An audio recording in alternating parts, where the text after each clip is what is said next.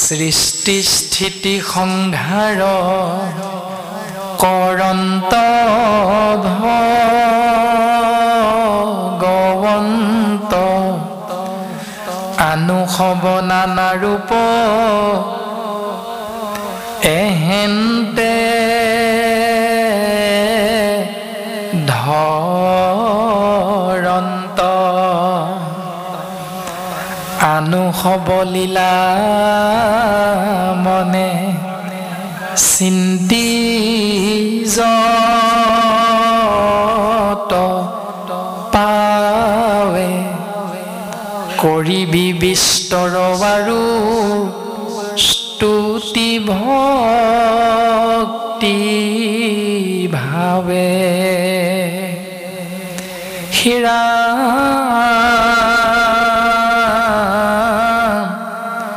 মূল মন্ত্ৰ কহো তাকো শুন সাৱধানে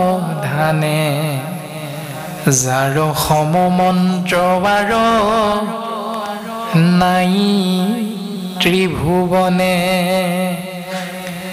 দ্বাদশ অক্ষৰ মন্ত্ৰ মন্ত্ৰতে প্ৰধান যাক জানি হুৱে নৰ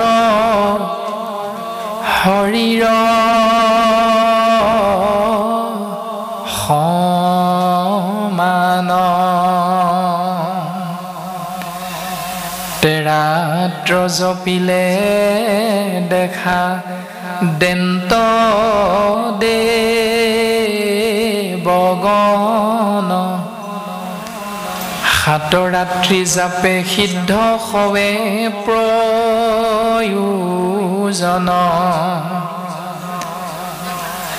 মন্ত্ৰময় মূলময় দাৰু ধাতুময় লেখালেই প্ৰায়ানু যত প্ৰতিমায়াশয় শালগ্ৰাম শিলাত যে শ্বেত মণ্ডলত জলৱাদি আনু নানা অধিষ্ঠান যত অধিকাৰী ভেদে যাতে তাতে নিষ্ঠা কৰি শুদ্ধ মনে ভক্তি ভাৱে আৰাধিবি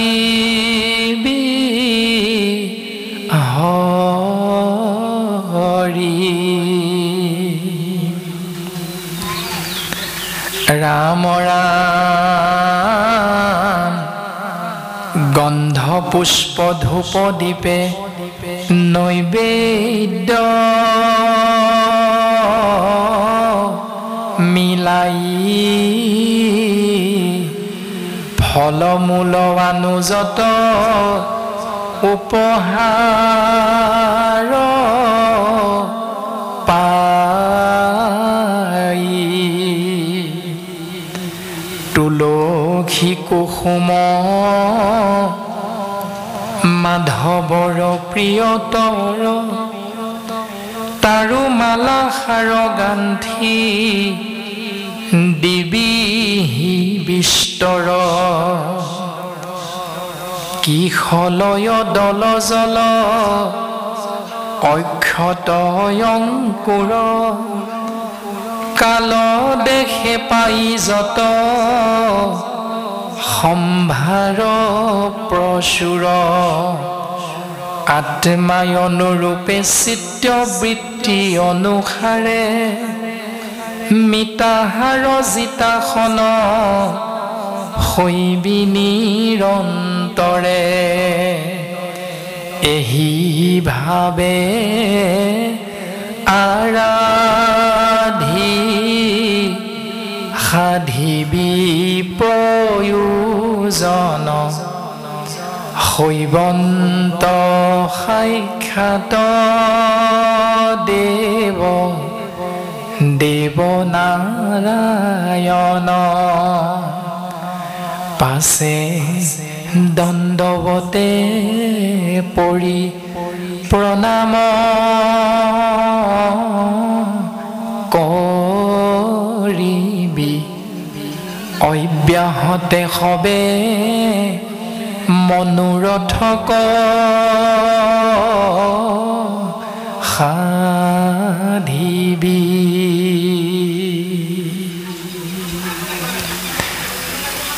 এনেকৈ দেৱঋষি নাৰদে শিশু ধ্ৰুৱক ভগৱন্ত পুৰুষক আশ্ৰয় কৰাৰ মাধ্যম দৰ্শন কৰালে।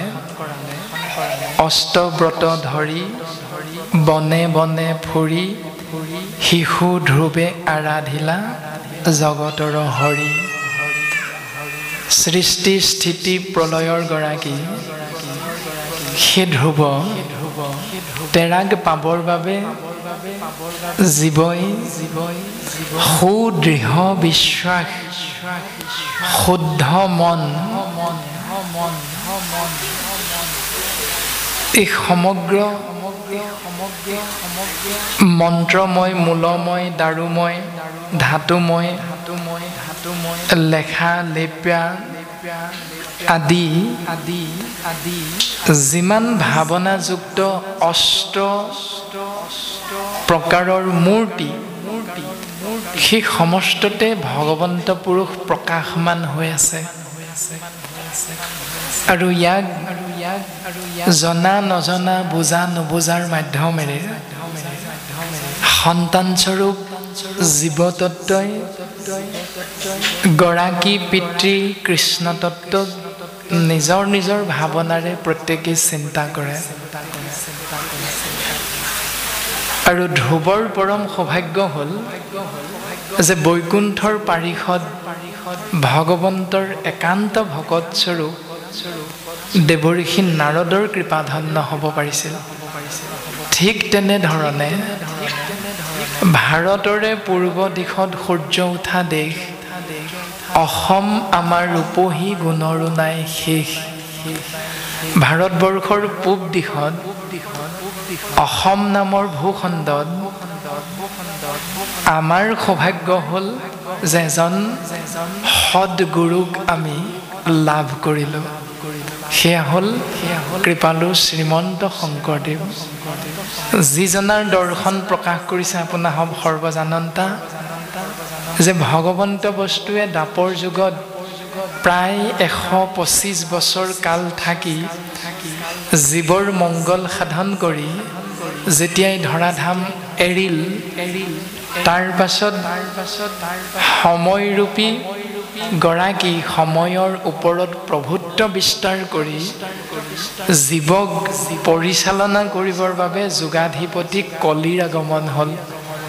আৰু সেই কলিৰ কৰাল গ্ৰাসত পৰি জীৱ যেতিয়া অধোগতি গ'ল, তেতিয়া ভগৱন্ত পিতৃয়ে বৈকুণ্ঠত চিন্তা কৰিছে, লোক তল গৈল কলি পাপ সাগৰত, কৃপাময় কৃষ্ণে চিন্তা কৰি বৈকুণ্ঠত। ইটো লোক সমস্তকে কৰিতে উদ্ধাৰ, শংকৰ মাধৱ ৰূপে ভৈলা অৱতাৰ। আৰু সেইজন বৈকুণ্ঠাধিপতি কৃষ্ণ তত্ত্বই আহি আমাৰ এই অসম নামৰ ভূখণ্ডত গুৰুৰূপে ক্ষুদ্ৰ বংশজাত হৈ শংকৰ নাম লৈ অৱতাৰ ধাৰণ কৰিছে। আৰু আমাৰো পৰম সৌভাগ্য, সেইজনা গুৰুৰ আমি কৃপাধন্য হৈছোঁ যে অষ্ট প্ৰকাৰৰ মূৰ্তি দেৱঋষি নাৰদে শিশু ধ্ৰুৱৰ আগত প্ৰকাশ কৰিছে। কিন্তু গুৰুজনাই ক'লে এই অষ্ট প্ৰকাৰৰ মূৰ্তিৰ ভিতৰত শ্ৰেষ্ঠতম মূৰ্তি হ'ল লেখা অৰ্থাৎ বাংময় মূৰ্তি।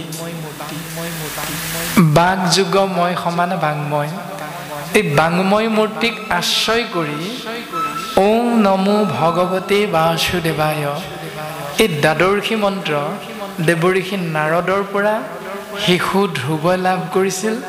আৰু আমি সমস্তজনাকে সেই মূল মন্ত্ৰ দ্বাদশ অক্ষৰ মন্ত্ৰতে প্ৰধান এই মূল মন্ত্ৰ আমি কৃপালু গুৰুজনাৰ কৃপাত সমস্ত জনাই লাভ কৰিছোঁ আৰু এই মন্ত্ৰক আশ্ৰয় কৰি আমি ভগৱন্ত পুৰুষৰ পূৰ্ণ কৃপাৰ পাত্ৰ হ'ব পাৰোঁ সময় অনুসাৰে যুগ অনুসাৰে স্থান কাল পাত্ৰ ভেদে ভগৱন্ত উপাসনা কৰাৰ পদ্ধতি সময়ৰ লগে লগে পৰিৱৰ্তন হৈ গৈ থাকে যিহেতু কৰ্মই হ'ল ধৰ্ম আৰু সেই কৰ্মৰূপী ধৰ্ম সময় যিহেতু পৰিৱৰ্তনশীল সেইকাৰণে সময়ৰ লগে লগে ইও পৰিৱৰ্তন হৈ গৈ থাকে কৃপালু শ্ৰীমন্ত শংকৰদেৱ গুৰুজনাৰে প্ৰপন্ন শিষ্য বঢ়াৰূপ মহাপুৰুষ মাধৱ গুৰুজনাই খুব সুন্দৰভাৱে আমাক এই সিদ্ধান্তটো দিলে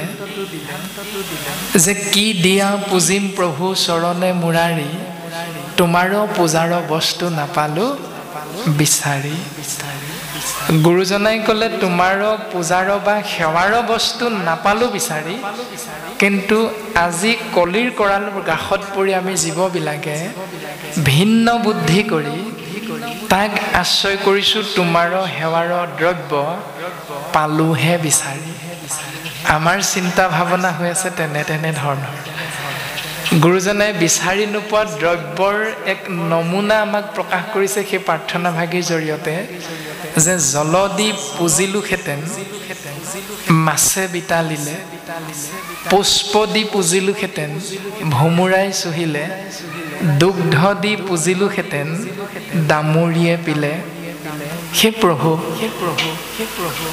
তোমাৰ সৃষ্টিয়ে বিনন্দিয়া সংসাৰখনক আমি ইমানবিলাক দ্ৰব্য উপকৰণ চকুৰে দেখিছোঁ এই সকলোখিনি তোমাক দি আমি সেৱা কৰাৰ বৰ মন আছিল প্ৰভু কিন্তু আমি জ্ঞান আৰু বিবেকেৰে বুজিব পাৰিছোঁ যে এই সংসাৰখন আমাৰ নহয় এই সংসাৰখন তোমাৰ এই সংসাৰত থকা সমস্ত বস্তুৰ গৰাকী আমি নহয় প্ৰভু তুমি গতিকে তোমাৰ দ্ৰব্য তোমাক দিবলৈ যাওঁতে যিহেতু মাধৱ গুৰুজনে আমাক সিদ্ধান্ত দিছে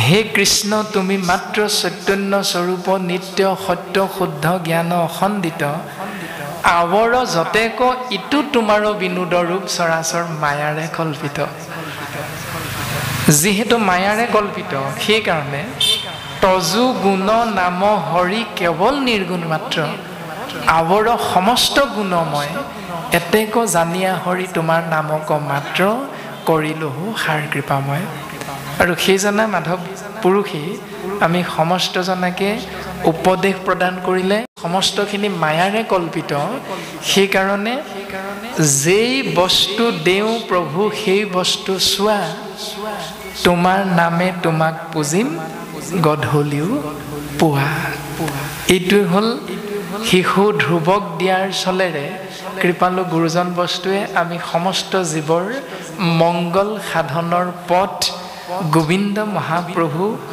কৃষ্ণ গোসাঁইৰ চৰণ কমলত সেৱা কৰা মাধ্যম সেৱা কৰা পদ্ধতি আৰু ইয়াকে আশ্ৰয় কৰিলে সেই জীৱ নৰৰ পৰা যাক জানি হুৱে নৰ হৰিৰ সমান যাক আশ্ৰয় কৰাৰ লগে লগে নৰ হৈ নাথাকে মানুহ হৈ নাথাকে মানুহৰ শাৰীৰ পৰা দেৱত্বৰ শাৰীলৈ উত্তৰণ হয় নৰৰ শাৰীৰ পৰা হৰিৰ শাৰীলৈ উত্তৰণ হয় একাদশ স্কন্ধত মহাভক্ত উদ্ধৱে সুধিছিল কৃষ্ণ তত্ত্বক যে হে প্ৰভু ঈশ্বৰ বুলি ক'লেনো প্ৰকৃততে আমি কাৰ কথা বুজিব লাগিব অৰ্জুনৰ আগত ইয়াৰ দৰ্শন কৰিছিল ভগৱন্ত পুৰুষে অৰ্জুনক সম্বোধি বুলন্ত শ্ৰী হৰি কলিত বৈষ্ণৱে বিষ্ণু জানা নিষ্ঠ কৰি তৃতীয় স্কন্ধত কপিল প্ৰভুৱে দেৱহূতিক প্ৰকাশ কৰিছিল ভকত প্ৰতিমা মূৰ দুই অধিষ্ঠান দুইকো পূজা দৰ্শনে কৰিবা আতিমান একাদশ স্কন্ধত ভগৱন্ত পুৰুষে উদ্ধৱক কৈছিল দেৱতো তীৰ্থটো কৰি ভকতে সেবৰ ভকতক ভজিলে গুচয় কৰ্মজৰ সকলো ফালৰ পৰা ভকতকে শ্ৰেষ্ঠত্ব প্ৰদান কৰিছে কিয়নো ভকতে ওম নমো ভগৱতী বাসুদেৱায় এই মূল মন্ত্ৰক আশ্ৰয় কৰি অৰ্থাৎ একদেৱ এক হেও একত বিনে নাই ঘেও এই পৰম সত্যক আশ্ৰয় কৰি জীৱন আগবঢ়াই নিয়ে সেইকাৰণে কলিত মানুহেই ভগৱান ভকতেই ভগৱান বৈষ্ণৱেই বিষ্ণু নৰেই ঈশ্বৰ তৎসত্ত্বেও উদ্ধৱৰ আগত চূড়ান্ত দৰ্শনটো প্ৰকাশ কৰিলে এৰা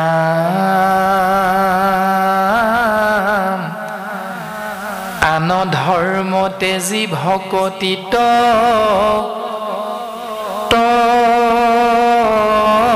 তপৰ জানিবা উদ্ধৱ সখী সেহিহে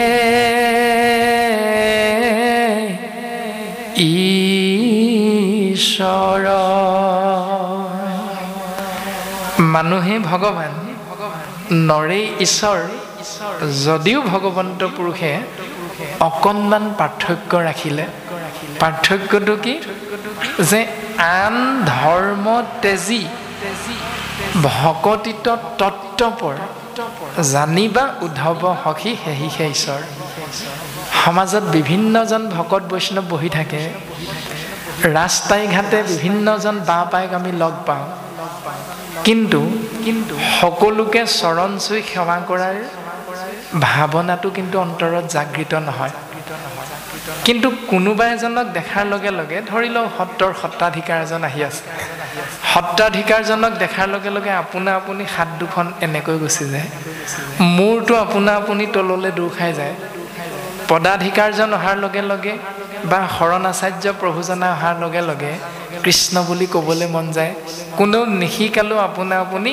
চৰণ চুই সেৱা কৰাৰ এটা মনোভাৱ জাগৃত হৈ যায় কিয় হয় উদ্ধৱৰ আগত ভগৱন্তই সেই তত্ত্বটোকে প্ৰকাশ কৰিছে যে আন ধৰ্ম এৰি ভকতিত তত্ত্বপৰ ৩৩ কোটি দেৱ দেৱতাৰ চৰণ চিন্তা নকৰা বৈষয়িক সুখ ভোগ প্ৰাধান্যতা নিদিয়া মুখ্য হিচাপে আশ্ৰয় নকৰা কেৱল কৃষ্ণস্তু ভগৱন্তৰ নাম অৰ্থাৎ কৃপাৰ সাগৰ দয়কী নন্দন পুৰিও মনৰ কাম মনৰ কামনাটো পূৰণ কৰাৰ যি চিন্তা আমি ভগৱন্তৰ চৰণত আগবঢ়াই দিওঁ সেই চিন্তাযুক্ত ভাৱনাটো কি ভকতৰ সংগ সদা নুগুচুক মুখে তোৱা গুণ নাম কওঁতে ঠিকেই কওঁ ভকতৰ সংগ আৰু তোমাৰ নাম কোনোদিন যাতে এৰিব লগা নহয় এটা কাৰ্যক্ষেত্ৰত পালন কৰোঁ নাই পিছে প্ৰায় আমি পালন নকৰোঁ ভকতৰ সংগ সদায় যাতে পাই থাকোঁ কিন্তু কোনোবা এজন ভকতৰ গৃহলৈ নিমন্ত্ৰণ কৰিলে নক'বা আৰু বৰ বিশেষ কাম এটা আহিল গতিকে যাব নোৱাৰিলোঁ অথচ ভগৱন্তৰ চৰণত সেৱাভাগ নিবেদন কৰিলোঁ ভকতৰ সংগৰ পৰা যাতে কোনোদিন আঁতৰ কৰি নাৰাখা সেই বুলিও সেৱা কৰিলোঁ কিন্তু ভকতৰ সংগ ঈশ্বৰে দিয়াৰ পাছত আশ্ৰয় কৰিবলৈও ইচ্ছা নকৰিলোঁ এনেকুৱা আমি দুদুল্যমান অৱস্থাত প্ৰায় থাকোঁ তাকেই গুৰুজনাই কৈছে যে এই চিন্তাবিলাক মুখ্য হিচাপে নাৰাখি গৌণ হিচাপে ৰখা মুখ্য হিচাপে কেৱল ভকতৰ সং আৰু কৃষ্ণ নাম আৰু বাকীখিনি গৌণ হিচাপে আশ্ৰয় কৰা গৃহস্থী ধৰ্ম আমি প্ৰত্যেকেই পালন কৰিম ৰ'দ বৰষুণৰ পৰা পৰিত্ৰাণ পাবলৈ গৃহ এভাগ আমি প্ৰত্যেকেই নিৰ্মাণ কৰিম আৰু প্ৰত্যেকৰে আছে কিন্তু সেই গৃহভাগিক নিৰ্মাণ কৰাৰ বিষয়টো বা চিন্তাটোক আমি মুখ্য কৰি গুৰু গৃহ বা গুৰু সেৱা কৰাটোক গৌণ যদি কৰোঁ মুখ্যৰ বিপৰীতটো কৰোঁ তেতিয়াহ'লে সেইজনক ঈশ্বৰৰ শাৰীলে শাস্ত্ৰই লৈ যোৱা নাই প্ৰশংসা কৰা নাই প্ৰশংসা কৰিছে সেইজনক আন সকলো চিন্তা ত্যাগ কৰি ভকতিত যিজন গদগদ তত্ত্বপৰ হয় সেইজনকে তুমি ঈশ্বৰ জ্ঞান কৰিবা উদ্ধৱ সেইজনৰ চৰণলৈ যাবা তেওঁৰ চৰণ কমলৰ যোগেদি মোৰ কৃপা লাভ কৰিব পাৰিবা বেদৰ বিহিত যত আছে ধৰ্ম সংসাৰত হবে হৰি নামৰ কিংকৰ আমি সমাজ পাতি গৃহস্থী ধৰ্ম পালন কৰা সমাজ ব্যৱস্থাৰ মাজত বসবাস কৰা বাপাইসকলে যি সমাজে নহওক প্ৰত্যেক সমাজে কৰা কৰ্ম ধৰ্মবিলাক বেদৰ নিহিত বেদত আছে আৰু বেদে যাকো বিহি আছে সেইটো কৰ্ম বেদে যি কৰিবলৈ কৈছে সেয়াই হ'ল আমাৰ কৰ্ম বেদে যাকো নিষেধ দিছে সেইটো অকৰ্ম বেদে যিবিলাক নকৰিবলৈ কৈছে সেইটো হ'ল অকৰ্ম এতিয়া তাক যদি বুজিছো তেতিয়াহ'লে বেদে কৰিবলৈ কোৱাবিলাক যদি কৰ্ম আৰু কৰ্মই যদি ধৰ্ম তেতিয়াহ'লে বেদে কৰিবলৈ আমাক কি কৈছে বেদে নকৰিবলৈ কি কৈছে তাৰ বিষয়ে একাদশ স্কন্ধত আছে প্ৰথম স্কন্ধটো আছে পৰীক্ষিতে যেতিয়া উপায় বিচাৰিছিল তেতিয়া ৬০,০০০ ঋষিমুনিয়ে উত্তৰ দিছিল কেহু বোলে কৰ্ম কৰা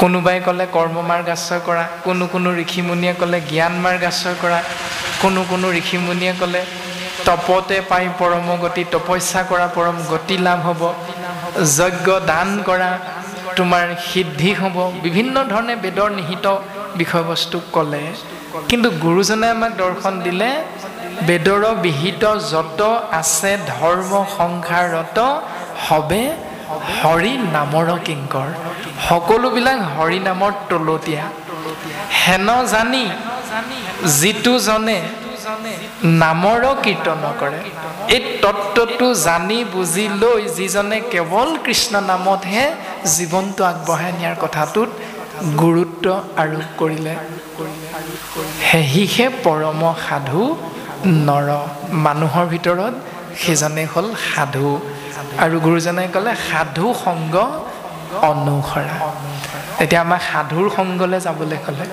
যদি আমাৰ দৃষ্টিত সাধু হোৱা নাই শাস্ত্ৰৰ দৃষ্টিত সাধু হ'ব পৰা নাই তেতিয়াহ'লে তেওঁৰ সংগ তুমি এৰি দিলে শাস্ত্ৰই অপৰাধ হ'ব বুলি নাই কোৱা গতিকে চিন্তা আৰু নিৰ্বাচন প্ৰত্যেকৰে নিজৰ নিজৰ কিয়নো আমাৰ প্ৰত্যেকৰে লগত জ্ঞান আৰু বিবেক নামৰ দুটা বিশেষ তত্ত্ব যোগ হৈ আছে গতিকে সেই তত্ত্বক ব্যৱহাৰ কৰি কোনটো ভাল কোনটো বেয়া কোনটো শুদ্ধ কোনটো অশুদ্ধ আমি বিবেচনা কৰিবলৈ চেষ্টা কৰাটো অতিব প্ৰয়োজন তাৰ পাছত আমি প্ৰত্যেকেই কম বেছি পৰিমাণে বুজি পাওঁ যে সমস্ত ধৰ্মৰ ভিতৰত শ্ৰেষ্ঠ ধৰ্ম হ'ল নামক আশ্ৰয় কৰা নামৰ মাধ্যমেৰে আগবঢ়াই নিয়া এতিয়া সেই নাম কিয় শ্ৰেষ্ঠ ধৰ্ম আপোন নামৰ সংগ নচাৰন্ত হৰি যে নাম হে হৰি জানা নিষ্ঠ কৰি ৰিখিত বিদায়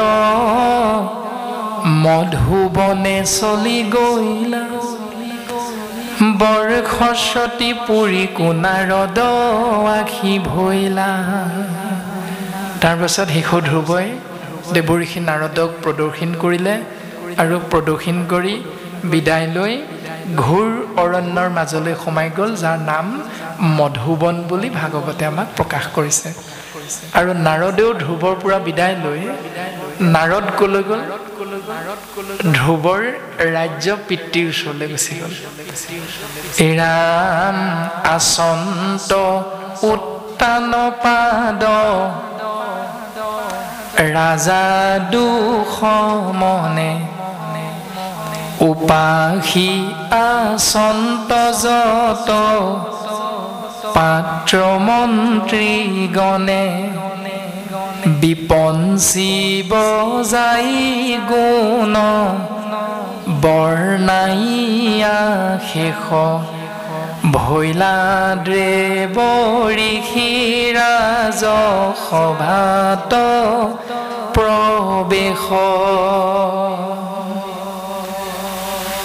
দেৱঋষি নাৰদ গৈ যেতিয়া সভাত উপস্থিত হৈছে তেতিয়া ৰজাক কেনেকুৱা অৱস্থাত দেখিছে দুখ মনে সিংহাসনত বহি থকা দেখিছে আৰু তেওঁৰ হুৱে বাৱে পাৰিষদবৰ্গ মন্ত্ৰীগণ সহিতে উপস্থিত হৈ আছে আসনাধিষ্ঠ হৈ আছে কিন্তু ৰজাৰ মনটো অতিশয় দুখেৰে ভৰি আছে আৰু এনেকৈ দুখ মনেৰে থকা ৰজাৰ সন্মুখত গৈ যেতিয়া দেৱঋষি নাৰদ উপস্থিত হ'ল তেতিয়া ৰজাই কি কৰিছে এই ৰাম নাৰদক দেখি ৰাজা উঠি তাৱক্ষণে সাদৰি বৈখাইলাই আনি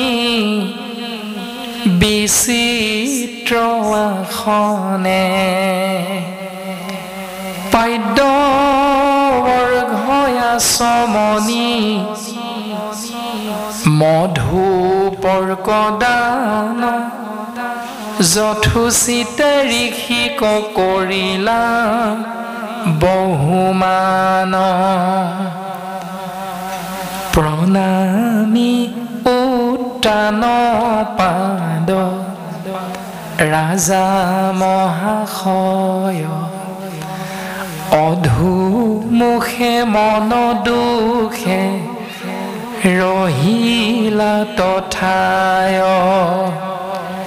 যদ্যপি জানন্ত ঋষি সকলে বৃত্তান্ত তথাপি উত্তান পাদ ৰাজা তপোচন্ত কি কাৰণে নৃপতি মলিন দেখো মুখ কিবা হেতু ৰাজা তোৰ মনত আশুষ হাতু দীপা পৃথিৱীৰ ভৈলি অধিকাৰী যত দেৱগণে মানে তোৰ আজ্ঞাকাৰী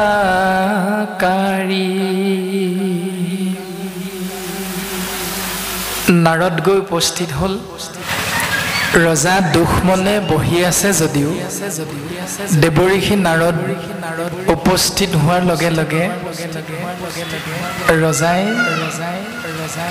ৰজাৰ কৰ্ম অৰ্থাৎ অতিথি দেৱো ভৱ অতিথিক ঈশ্বৰ জ্ঞান কৰা যি দৰ্শন ভাগৱতে আমাক দিছে গুৰুজনাই আমি কলিৰ মলমতিক প্ৰকাশ কৰাইছে উপদেশ প্ৰদান কৰিছে ৰজা উত্তানপাদে সেই নিয়মটো সুন্দৰভাৱে পালন কৰিছে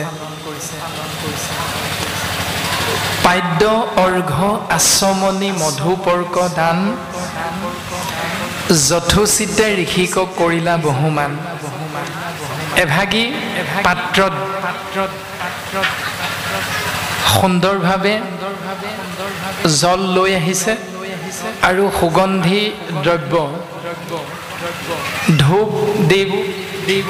ধূপ ধূনা বন্তি সহিতে দেৱঋষি নাৰদক অতিথি দেৱো ভৱ হিচাপে সেৱা নিবেদন কৰিছে এতিয়া পাদ্য অৰ্ঘ মানে চৰণ ধোৱা পানী আৰু হাত মুখ ধোৱা পানী দুটা পাত্ৰত দুভাগে আনিছে আৰু এখন থালত লৈ আহিছে ধূপ ধূনা বন্তি এতিয়া আমাৰ গৃহতো যেতিয়া এজন অতিথিৰ আগমন হয়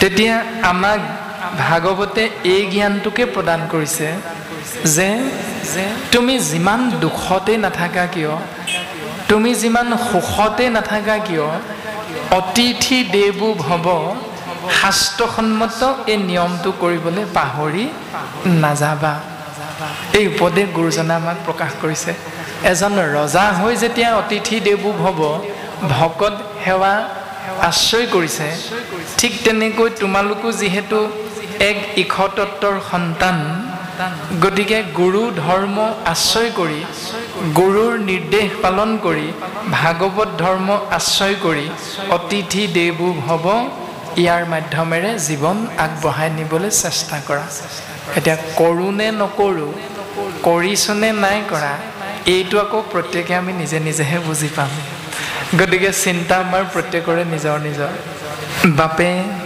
আজ্ঞা কৰিছে ভকতি যুক্তাক্ষৰ হিচাপে ভক্তি আৰু তিনিটা বৰ্ণ ভকতি ভক্তি বা ভকতি একে অৰ্থ। ইয়াৰ অৰ্থ হ'ল সন্ধি যদি আমি ভাঙো তেতিয়াহ'লে উত্তৰ পাম ভজ ধাতু যোগ ইকটিন প্ৰত্যয় সমান ভক্তি বা ভকতি। ভজ ধাতুৰ অৰ্থ হ'ল ভাবি থকা, একটিন প্ৰত্যয়ৰ অৰ্থ হ'ল আনন্দ। যাৰ কথা ভাবি থাকিলে জীৱই আনন্দৰ উপৰি আনন্দ অৰ্থাৎ পৰমানন্দ, সহজানন্দ, স্বৰূপানন্দ, নিত্যানন্দ আদিকে ধৰি যি ন আনন্দৰ দৰ্শন আমি সমস্ত জনাৰে জ্ঞাত, সেই পৰম আনন্দৰ সুখ যাক কোৱা হৈছে আত্যন্তিক সুখ আমি লাভ কৰিব পাৰোঁ বা পৰাৰ যিটো ব্যৱস্থা তাকেই কোৱা হৈছে ভক্তি। পুত্ৰ দ্বাৰা বিষয়ত কৰৈ মাত্ৰ ৰতি। মোৰ পুত্ৰ, মোৰ পত্নী, মোৰ ধন, মোৰ সম্পত্তি, মোৰ বাৰী, মোৰ গাড়ী, মই জন্ম দিছোঁ, মই কিনিছোঁ, মই খুৱাইছোঁ, মই পিন্ধাইছোঁ। এই দুটা শব্দৰ মাজত আমি প্ৰায় সুখ বিচাৰি থাকোঁ। সেইটো পৰম সুখ নহয়, সেইটো আত্যন্তিক সুখ নহয়। আত্যন্তিক সুখ হ'ল কৃষ্ণৰ চৰণ কমল চিন্তা কৰা, কৃষ্ণৰ চৰণ কমল সেৱা কৰা, মাধ্যম হ'ল নিৰ্গুণ নাম তত্ত্ব আশ্ৰয় কৰা। অৰ্থাৎ নাম ধনক হৃদয়ৰূপী মণিকূটত, হৃদয়ৰূপী বেংকটোত নামৰূপী ধনৰ বেলেঞ্চটো বঢ়াই বঢ়াই যাবলৈ কৈছে। বাকী মহাত্মা গান্ধী মাৰ্কা থকা কাগজ ৰূপী ধনটো মানে টকাটো SBI, UBI বেংকত আমাক বহাবলৈ নাই কোৱা।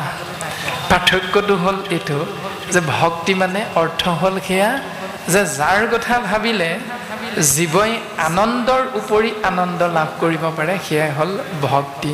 আৰু সেই আনন্দ কেৱল কৃষ্ণ নামত আছে।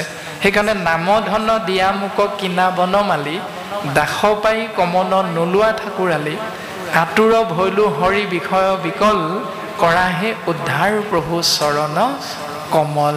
সেই প্ৰভু আতুৰ হৈছোঁ, বিষয় বিকল হৈছোঁ আমি। বিষয়ত থাকি মোৰ ধন মোৰ জন, মই হ'লোঁ মহাজন, এই বিষয়খনৰ মাজত থাকি থাকি প্ৰভু সুখ শান্তি নোহোৱা হ'ল। গতিকে তোমাৰ চৰণ কমলত নাম ব্ৰহ্মেৰে আমি সেৱা নিবেদন কৰিছোঁ। তুমি আমি দাসক এক কণিকা কৃপা কৰা প্ৰভু।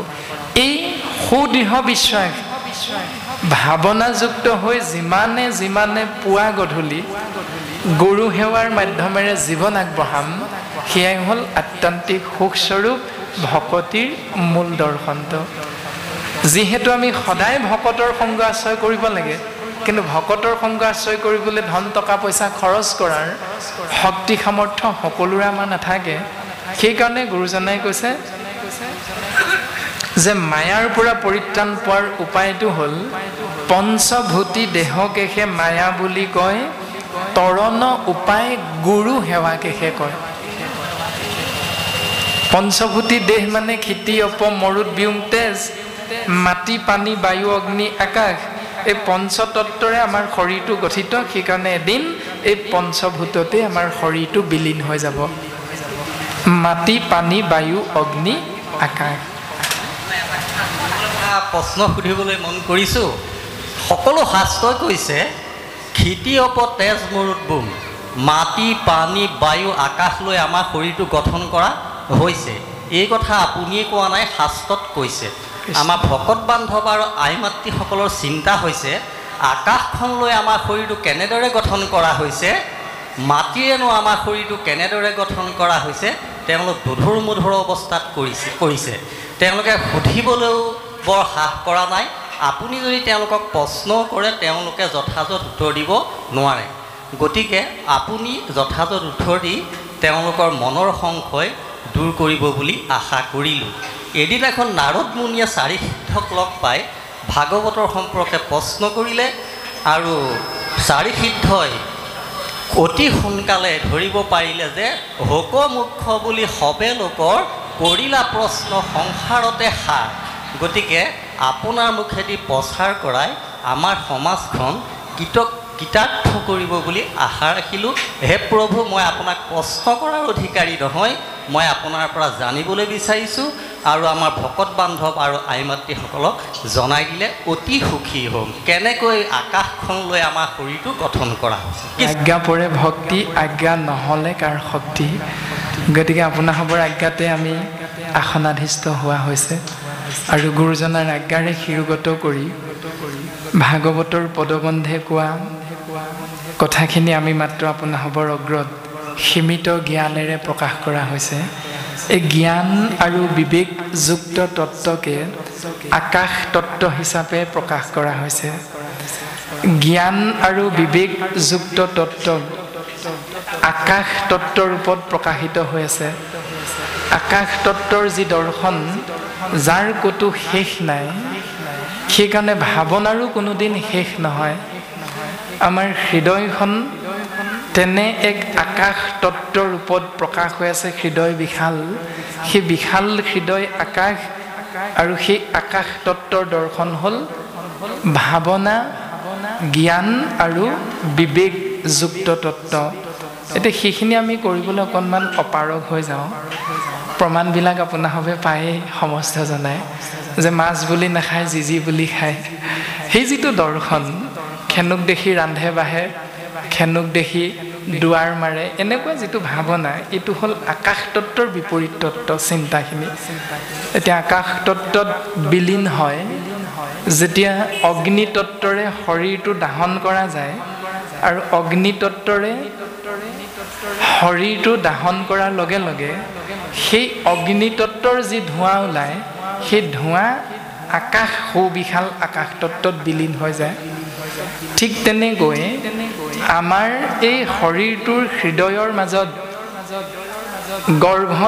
গৰ্ভাগ্নি বুলি কোৱা হয়, অগ্নি তত্ত্ব আছে, যিয়ে গ্ৰহণ কৰা নাযাওক কিয় উদৰত পৰাৰ লগে লগে পাকস্থলীত ই প্ৰত্যেকটো বস্তু অগ্নি তত্ত্বৰ জৰিয়তে দাহন হৈ যায়, হজম হৈ যায়, আৰু হজম হোৱাৰ লগে লগে পায়ুৱেদি এই বস্তু মল মূত্ৰ হিচাপে ইয়াৰ পৰা শৰীৰটোৰ পৰা ওলাই গুচি যায়। আৰু এনেধৰণে শৰীৰটোৰ পৰা দিন পৰম আত্মা তত্ত্ব 25 নম্বৰ তত্ত্ব, 24টা তত্ত্বৰে গঠিত শৰীৰ, ইয়াৰ 25 নম্বৰ তত্ত্ব হ'ল কৃষ্ণ তত্ত্ব। সেই কৃষ্ণ তত্ত্ব যিদিনা এই শৰীৰৰ পৰা ওলাই যাব, সেইদিনাই পঞ্চভূতি এই শৰীৰটো এই দেখি থকা পঞ্চভূতত এদিন এনেধৰণে বিলীন হৈ যায়। আৰু আমাৰো জ্ঞান সীমিত। 3য় স্কন্ধত পদবন্ধে খুব সুন্দৰভাৱে কথাকেইটা লিপিবদ্ধ হৈ আছে। আকাশ তত্ত্বৰ অৰ্থ হ'ল সুবিশাল আমাৰ জ্ঞান আৰু বিবেকযুক্ত তত্ত্বৰ কথা কোৱা হৈছে। কৃষ্ণ কৃষ্ণ।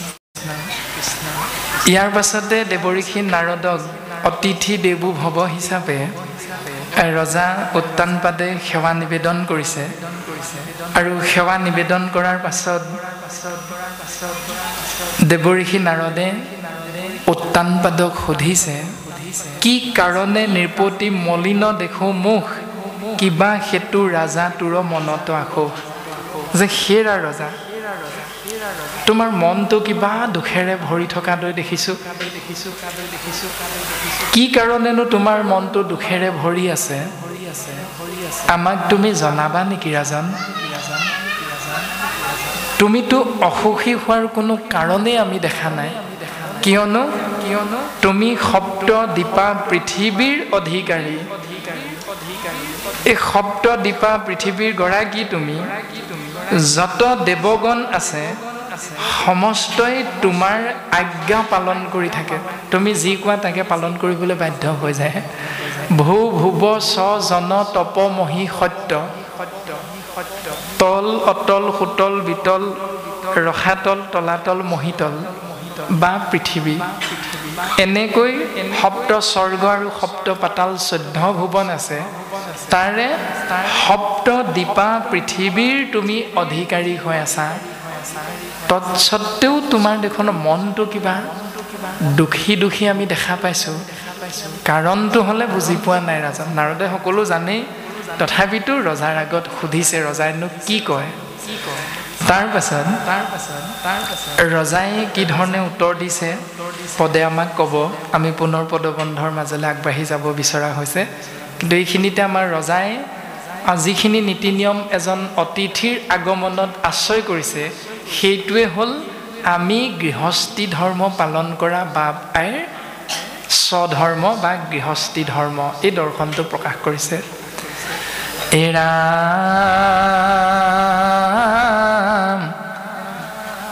ধৰ্ম অৰ্থ কাম আনো মনোৰথ যত কোনবাৱ সাধ্য আছে কহ স্বৰূপত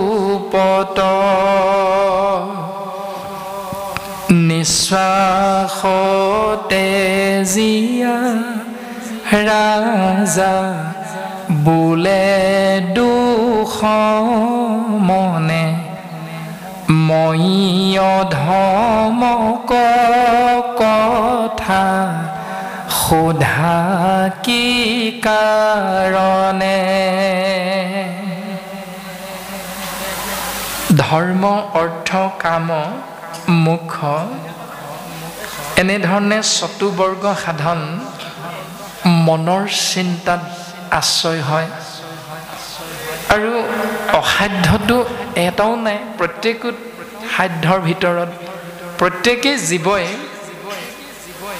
নিয়মানুবৰ্তিতাৰ মাধ্যমেৰে ঈশ্বৰ পুৰুষৰ পৰা লাভ কৰিব পৰা শক্তি দিছে তেওঁৰ কৃপাতেই আমি সেই শক্তি লাভ কৰিছোঁ তথাপিতো নিশ্বাস তেজীয়া ৰাজা বোলে দুখ মনে মই অধমক কথা সোধা কি কাৰণে অকণমান দুখৰ সমূনিয়াহ কাঢ়ি ৰজা উত্তানপাদে দেৱঋষি নাৰদক কৈছে যে মই অধম হে দেৱঋষি তুমি মোক আকৌ কিয় বাৰু এই কথাটো সুধি দুখৰ মাজলৈ লৈ গৈছা অৰ্থাৎ ৰজাৰ দুখটো কি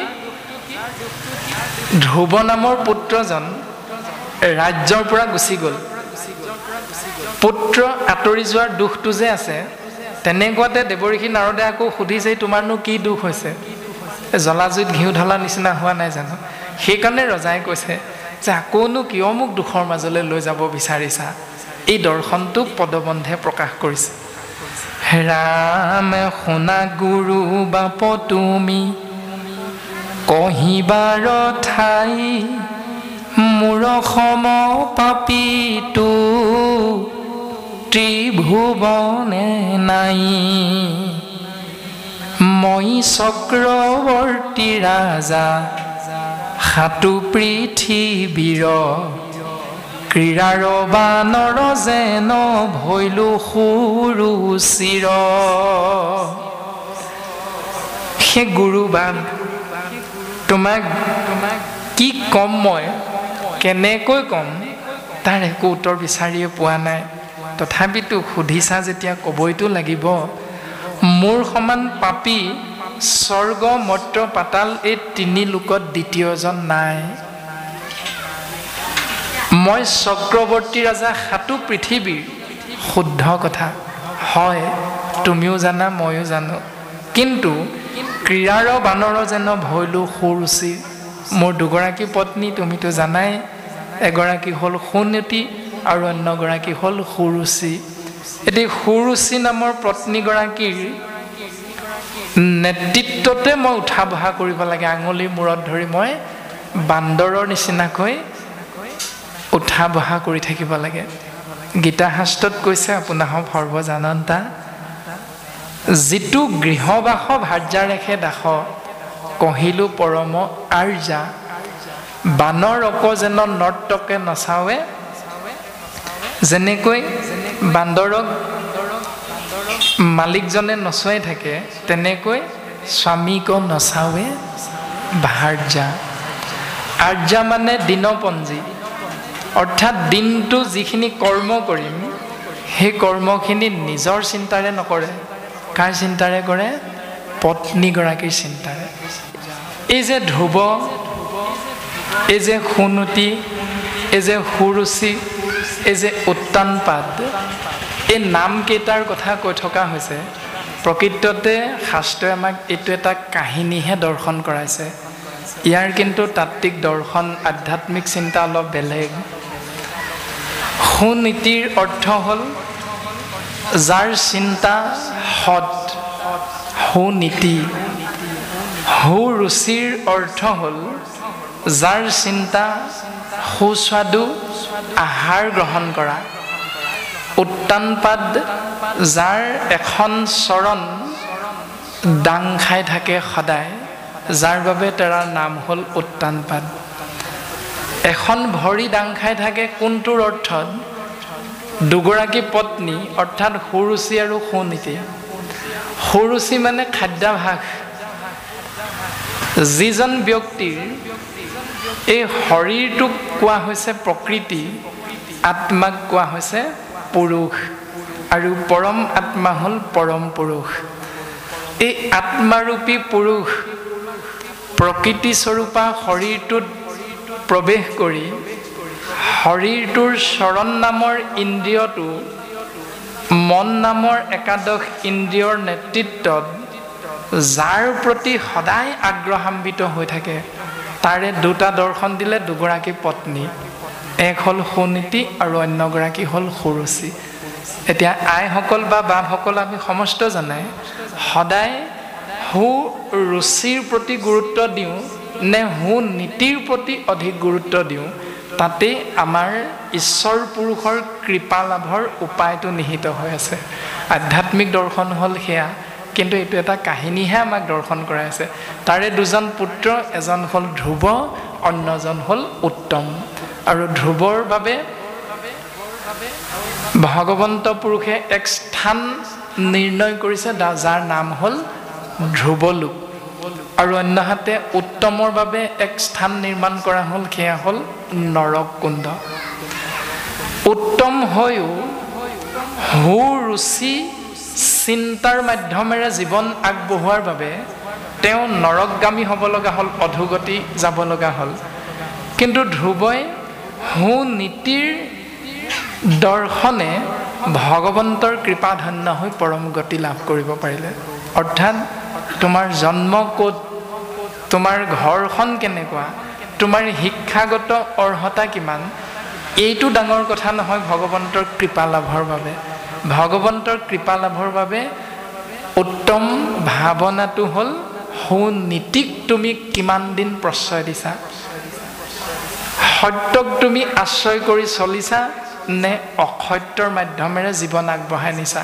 তাৰে প্ৰমাণ যদি চিন্তা কৰোঁ,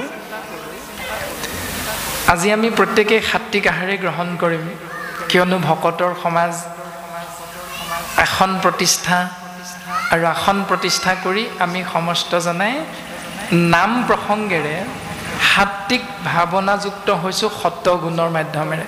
সেইকাৰণে আমি সমাজত সাত্বিক আহাৰ গ্ৰহণ কৰিম। কিন্তু একেভাগি গুৰু গৃহ, গুৰু এখন গৃহৰ মধ্যে থকাৰ পাছতো আমাৰ গৃহৰ ভিতৰত সাত্বিক আহাৰ গ্ৰহণ কৰা হয় নে তামসিক আৰু ৰাজসিক আহাৰ গ্ৰহণ কৰা হয়?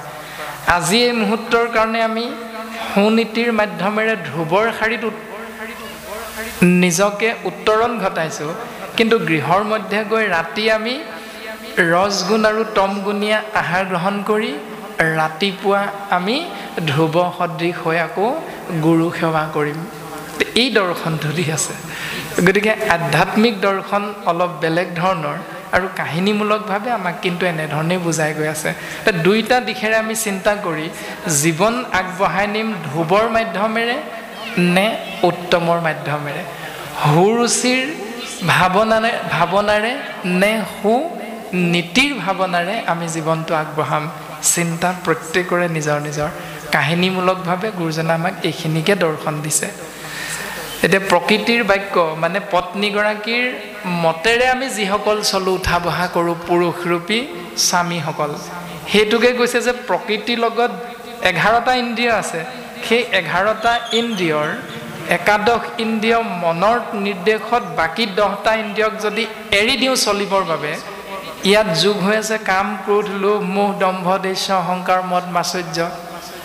তাৰ প্ৰমাণটো আমি অৰ্জুন আৰু কৰ্ণৰ মাজেৰে দৰ্শন কৰিব পাৰোঁ যে কৰ্ণৰো লক্ষ্য আৰু উদ্দেশ্য হ'ল অন্যায়ৰ প্ৰতিবাদ কৰা, অন্যায়ৰ বিৰুদ্ধে মাত মতা, আৰু অৰ্জুনৰো দৰ্শন হ'ল অন্যায়ৰ বিৰুদ্ধাচৰণ কৰা। কিন্তু কৰ্ণই অন্যায়ৰ বিৰুদ্ধাচৰণ কৰিবলৈ যাওঁতে অন্যায়ৰ মাধ্যমেৰে আগবাঢ়িল, অৰ্থাৎ দুৰ্যোধনৰ লগত বন্ধুত্ব স্থাপন কৰিলে। যিহেতু দুৰ্যোধনেই হ'ল অন্যায়ৰ প্ৰতীক, সেইকাৰণে কৰ্ণৰ চিন্তাটো শুদ্ধ নহ'ল। অন্যহাতেদি অৰ্জুনে অন্যায়ৰ প্ৰতিবাদ কৰিবলৈ যাওঁতে সত্যৰ প্ৰতীক কৃষ্ণৰ নিৰ্দেশ মতেহে আগবঢ়াই নিছে নিজৰ জীৱন। কৃষ্ণই যেতিয়াই অস্ত্ৰ তুলি ল'বলৈ কৈছে, অৰ্জুনে হাতত অস্ত্ৰ তুলি লৈছে। আৰু যেতিয়াই কৃষ্ণই অস্ত্ৰ নধৰিবলৈ কৈছে, যেতিয়া অশ্বত্থামাক বধ কৰিবৰ বাবে, অশ্বত্থামাই যেতিয়া অৰ্জুন পঞ্চপাণ্ডৱক বধ কৰিবৰ বাবে ব্ৰহ্মাস্ত্ৰ নিক্ষেপ কৰিছিল, তেতিয়া অৰ্জুনেও ব্ৰহ্মহায়ক অস্ত্ৰ নিক্ষেপ কৰিবলৈ উদ্যত হৈছিল। কিন্তু কৃষ্ণ তত্ত্বই সৃষ্টি ধ্বংসৰ কথা জানি অৰ্জুনক সেই ব্ৰহ্মহায়ক অস্ত্ৰ সম্বৰণ কৰিবৰ বাবে নিৰ্দেশ দিছিল, আৰু অৰ্জুনে লগে লগে কৃষ্ণৰ নিৰ্দেশত অস্ত্ৰ সম্বৰণ কৰিছিল। কিন্তু অন্য হাতেদি অশ্বত্থামাই পিতৃ দ্ৰোণাচাৰ্যৰ পৰা সেই সম্বৰণ কৰা মন্ত্ৰ যিহেতু জনা নাছিল, সেইকাৰণে তেওঁ সেই অস্ত্ৰৰ দিশটো সলনি কৰিছিল অভিমন্যুৰ পত্নী উত্তৰাৰ গৰ্ভত থকা পাণ্ডৱৰ শেষ উত্তৰাধিকাৰীক নষ্ট কৰাৰ মানসেৰে। গতিকে আমি সৎপথত থাকিও কৰ্ণৰ দৰে অন্যায়ৰ লগত যদি আশ্ৰয় কৰি অন্যায়ৰ প্ৰতিবাদ কৰিবলৈ যাওঁ, সেইটো কিন্তু ভুল চিন্তা। হয়তো আমি 80% বাহ পায়ে সমাজ পাতি বাস কৰোঁতে সেই কৰ্ণৰ চিন্তাটোকে আশ্ৰয় কৰা দেখা যায় প্ৰায়। কিন্তু আমাক শাস্ত্ৰই কৈছে অৰ্জুনে যিটো চিন্তা কৰিছিল সেইটো আশ্ৰয় কৰাটোহে শাস্ত্ৰৰ শ্ৰেষ্ঠতম দৰ্শন। কথাখিনি আপোনাৰ সৰ্বজানন্তা যিহেতু নিশ্চয় বুজিব পাৰিছে। বৰ্তমান ভাগৱতৰ পদে ক'লে যে হে দেৱৰ্ষি নাৰদ, মই যদিও চক্ৰৱৰ্তী ৰাজা, তথাপিতো মই মোৰ দুগৰাকী পত্নীৰ ভিতৰত সুৰুচিৰ নিৰ্দেশ মতেহে মই উঠা বহা কৰোঁ। অৰ্থাৎ ইন্দ্ৰিয়বিলাকৰ নিৰ্দেশ যে খাই ভাল পোৱা, ৰসগোল্লাটো ভাল পাওঁ, চকু নামৰ ইন্দ্ৰিয়তে ৰসগোল্লাটো দেখাৰ লগে লগে জিভাৰ পানী পৰিলে আৰু। কিন্তু সেইটোকে সম্বৰণ কৰিবলৈ গৈছে। কেনেকৈ সম্বৰণ হ'ব? কেৱল সাধুৰ সংগত। সাধুৰ সংগলৈ সেইকাৰণে যাবলৈ গৈছে। আৰু সাধুৰ সংগলৈ গৈ এতিয়া 2 বাজিছে ইতিমধ্যে, গৃহৰ পৰা আপোনাৰ 8 বজাতে ওলাই আহিছে, আহি এতিয়ালৈকে হয়তো চাহকণৰ বাহিৰে বেলেগটো গ্ৰহণ কৰা নাই। বেলেগ গ্ৰহণ নকৰাৰ বাবে নিশ্চয় পেটত ভোক অলপ অলপ লাগিছে।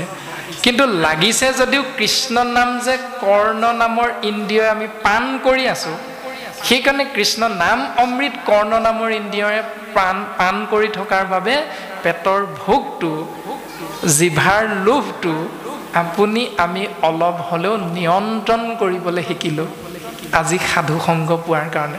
কিন্তু অন্য দিনা হ'লে 2 বাজিল, আইগৰাকীৰ ওপৰততো কি হৈ গ'লহেঁতেন দি নাই। গতিকে কিমান যে গালি খালেহেঁতেন আইগৰাকীয়ে 2 বজালৈকে নিদিয়াকৈ থাকিলে। সেই চিন্তা কিন্তু আজি আমাৰ নহয়।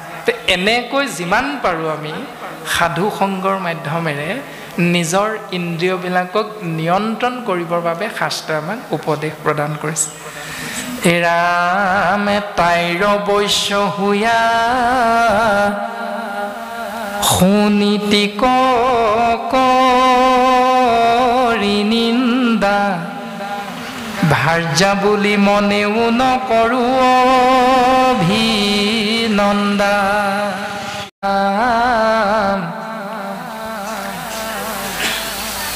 কুলৰ কমলটোৰ বংশৰ উদ্ধাৰ, মোৰ মুখে কতে কবৰ নাই বুগুণ তাৰ। দেৱতা খবৰ যিটো পৰম দুষ্কৰ, হেন কৰে মকৰিবে ক তোমাৰ কোমৰ। হে ৰাজন, তোমাৰ এই সন্তান ধ্ৰুৱৰ জৰিয়তে তোমাৰ বংশ উদ্ধাৰ হ'ব। মই তোমাৰ পুত্ৰক ঈশ্বৰ প্ৰাপ্তিৰ মাৰ্গ দৰ্শন কৰাই আহিছোঁ বনৰ মাজত। তুমি চিন্তা নকৰিবা ৰাজন, দেৱতা সবেও যিটো পথ আশ্ৰয় কৰিব নোৱাৰে, দেৱতা হ'বৰ বাবে যিটো পৰম দুষ্কৰ কঠিন, সেই কৰ্ম তোমাৰ পুত্ৰই আশ্ৰয় কৰি ভগৱন্তৰ পূৰ্ণ কৃপাৰ পাত্ৰ হৈ তোমাৰ বংশ উদ্ধাৰ কৰিব পাৰিব ৰাজন। তুমি তেওঁৰ কাৰণে অকণমানো চিন্তা নকৰিবা। পঞ্চম স্কন্ধটো পৃথুৱে তেওঁৰ সন্তানসকলক উপদেশ দিছে যে পুত্ৰ ভৈলে পিণ্ড দিব লাগয় বাপৰ, পুত্ৰ জন্ম হ'লে পিতৃৰ অৰ্থে পিণ্ড দিব লাগে। কিন্তু পুত্ৰজনৰ নাম কি জানানে? বা পিণ্ডভাগৰ নাম কি জানানে? পিণ্ডভাগৰ নাম প্ৰকাশ কৰিছে, পুত্ৰ ভৈলে পিণ্ড দিবে লাগয় বাপৰ, মোৰ পিণ্ড হুৱে জানা ভজিলে ঈশ্বৰ। যাৰ পুত্ৰই ঈশ্বৰ চিন্তাৰ মাজেৰে জীৱন আগবঢ়াই নিয়ে, তেওঁৰ পিতৃ মাতৃসকলৰ জীৱন ধন্য হৈ যায়, তেওঁৰ বংশৰ সমস্তৰে জীৱন ধন্য হৈ যায়। সেইকাৰণে অবৈষ্ণৱ পুত্ৰ যদি উপজে বংশত, স্বৰ্গহন্তে পিতৃক পেহেলাবৈ নৰকত। যদি তুমি অবৈষ্ণৱ পুত্ৰৰ জন্ম দিয়া, তেতিয়াহ'লে স্বৰ্গহন্তে পিতৃক পেলাৱে নৰকত। দুৰ্জন পুত্ৰই যত কেশ কাটি পেলাৱে ধৰণী স্থানে, ততেক দিন পিতৃ মাতৃ আত্মা বনছে গয়া নৰক স্থানে। কৃষ্ণ পিণ্ড কোনটো কথা কৈছে? কৃষ্ণ তাকে এতিয়া কিছু লোকে বা আমাৰ বুজাবুজিত অকণমান ভুলো হ'ব পাৰে। এতিয়া পিণ্ড মানে আমাৰ কৰ্মকাণ্ডী যিটো পিণ্ড, সেইটো কথা কৈছে নে কোনটো কথা কৈছে? আপুনি ভালকৈ বুজাই দিলে আমি কৃতাৰ্থ হ'ম। কৃষ্ণ একেবাৰে পোনপটীয়া প্ৰশ্ন আৰু পোনপটীয়া উত্তৰ ভাগৱতেই দিছে যে পুত্ৰ হ'লে পিতৃ মাতৃৰ অৰ্থে পিণ্ড দিব লাগে। সেই পিণ্ডটোৰ নামকৰণ কৰা হৈছে মূৰ পিণ্ড হুৱে জানা ভজিলে ঈশ্বৰ। তাৰমানে ঈশ্বৰ সেৱা কৰাটোৱে হ'ল পিতৃ মাতৃৰ অৰ্থে পুত্ৰই কৰা পিণ্ড। এতিয়া সেই ঈশ্বৰ সেৱাৰ বাবে আমি যে পিতৃয়ে গুৰুগৃহভাগ নিৰ্মাণ কৰিলোঁ, ধৰি লওক গুৰুগৃহভাগ নিৰ্মাণ কৰি পিতৃয়ে পুৱা সেৱা কৰিলে, তাৰ পাছতে আইগৰাকীয়ে পুৱাতে উঠি গা পা ধুই সুন্দৰভাৱে চাফ চিকুণ কৰি দিলে, তাৰ পাছতে বাপজনাই আহি তাতে চাকি বন্তি নাম প্ৰসংগেৰে ভগৱন্তক স্তুতি কৰিলে, সেৱা কৰিলে জগতৰ মংগলৰ অৰ্থে। তাৰ পাছত পুত্ৰ আৰু কন্যাই আহি সেৱা কৰি অফিচ কোৰ্ট কাছাৰী বিদ্যালয় আদিবিলাকলৈ পুত্ৰ গমন কৰে নে নকৰে? যদি প্ৰত্যেক দিনাই পিতৃ মাতৃয়ে কৰা সেই নিয়মটো পুত্ৰসকলেও কৰিহে বিদ্যালয়লৈ যায়, পুত্ৰসকলে সেই কৰ্মটো কৰিহে কোৰ্ট কাছাৰী অৰ্থাৎ নিজৰ কৰ্মত অগ্ৰসৰ হয়, তেতিয়াহ'লে জানিব আপোনাৰ আমাৰ গৃহস্থী ধৰ্ম পালনত সেই পুত্ৰসকলৰ সেই ঈশ্বৰ সেৱা কৰ্মটোৱে হ'ল আমি পিতৃ মাতৃৰ পিণ্ড, ঈশ্বৰ সেৱা। বাকী কথা আমাৰ শাস্ত্ৰই বাৰু নাই কোৱা। কৃষ্ণ কৃষ্ণ কৃষ্ণ কৰ্মকাণ্ড ব্যৱস্থাৰ কথা বাপে কৈছে, মহুক নাজানে যিটো তাৰেহে আন কৰ্ম। একাদশ স্কন্ধত কৰ্মৰো পুচিলা বাণী, তাকো শুনা মহামানী, যিটো নাম নলৱৈ আমাৰ, সেইসকলে আপুনি কোৱাৰ ধৰণে সেই ইটো ব্যৱস্থা কৰিব লাগিবই। যিহেতু তেওঁলোকে গুৰু সেৱা নকৰে, যিহেতু তেওঁলোকে ভকত সেৱাৰ পৰা আঁতৰত থাকে, কাৰণ তেওঁলোকে ভাবে আমাৰ এতিয়া বয়স হোৱা নাই, চাকৰি কৰি আছোঁ, চাকৰিৰ পৰা ৰিটায়াৰ হৈ লওঁ, তাৰপাছত শৰণ ল'ম, তাৰপাছত ভজন ল'ম। কিন্তু শ্ৰীমন্ত শংকৰদেৱ সংঘত সমাজভাগীত এটা সুন্দৰ আদৰ্শ আছে যে 12 বছৰ বয়সৰ পৰাই শৰণ ল'ব পৰা ব্যৱস্থাটো মুকলি কৰা আছে। লোৱা নোলোৱাটো নিজৰ কথা, যি যেনেকৈ বুজি পায়, কিন্তু ব্যৱস্থাটো সকলোৰে বাবে মুক্ত কৰি থোৱা আছে। কিন্তু বাকী অনাসংগী ব্যৱস্থাত কিন্তু সেইটো অকণমান বিপৰীত ধৰণে দেখা যায়। তাৰ অৰ্থ এইটো নহয় যে আমি পৰৰ ধৰ্মক হিংসা কৰিম। শাস্ত্ৰই কৈছে পৰৰ ধৰ্মক নিহিংসিবা কদাচিত কৰিবা ভূতক দায়া সকৰুণ চিত্ত, এনেকৈ ক্ষমাভাগী নিবেদন কৰিছে। তাৰ পাছত প্ৰকাশ কৰিলে যে বৈষ্ণৱ পুত্ৰই হৰি সেৱা কৰে ভকতক বেৰি বেৰি ততেক দিন পিতৃ মাতৃ আত্মা বঞ্চে গয়া বৈকুণ্ঠ পুহি। এতিয়া মুণ্ডন কৰিম নে নকৰিম, উত্তৰটো তাতে আছে যে এখন সমাজৰ বাপাইসকলে মুণ্ডনটোক গুৰুত্ব দিয়ে আৰু এখন সমাজৰ বাপাইসকলে 4 নম্বৰ দিনটোৰ পৰা গুৰু সেৱাৰ মাধ্যমেৰে ভকত ভগৱন্তৰ মাধ্যমেৰে 1 ঘণ্টা 1.5 ঘণ্টা 2 ঘণ্টা হ'লেও ভাগৱত কৃষ্ণস্তু নাম বাংময় মূৰ্তিক আশ্ৰয় কৰি একাদশ দিনটোলৈকে জীৱনটো পাৰ কৰে।